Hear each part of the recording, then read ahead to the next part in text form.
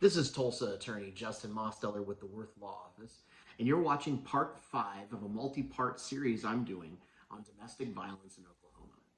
Today's installment concerns grandparents. What should a grandparent do when their child is the victim of domestic violence?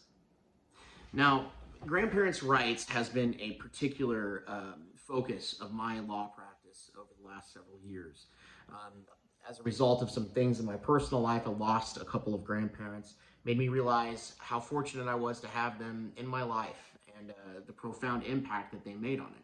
And it made me very passionate about making sure that children in Oklahoma are given that opportunity.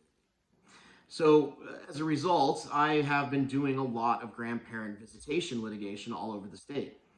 Um, and that has put me into contact with a particular fact scenario that is very common and is something that I thought I should provide a little bit of information about online today.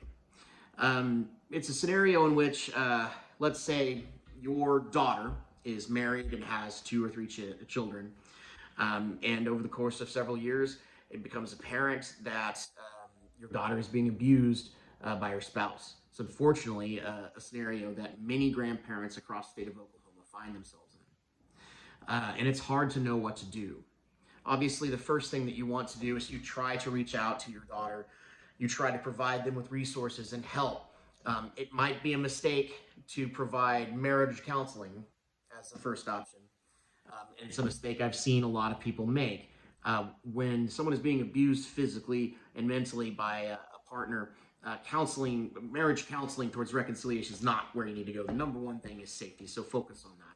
Sorry for a little bit of a detour there, but that's something that I wanted to address with everyone in this topic. But do your best to try to intervene and step in there and intervene now so that others don't have to intervene later, for your daughter's safety and in particular for the safety of the minor grandchildren, because every day those children are in a environment where violence is a possibility, damage is being done.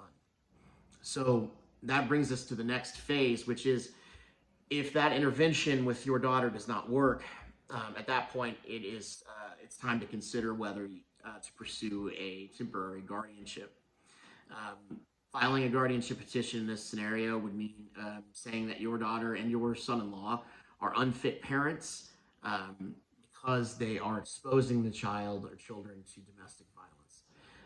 Exposure of children to domestic violence is profoundly serious, and on its own would be enough for the courts to create a guardianship and give authority to someone else to act as a guardian for those children until the parents are able to show that they corrected the conditions that led to the guardianship, and at that point the guardianship would be dissolved. So it's not like an adoption; it's more temporary than that.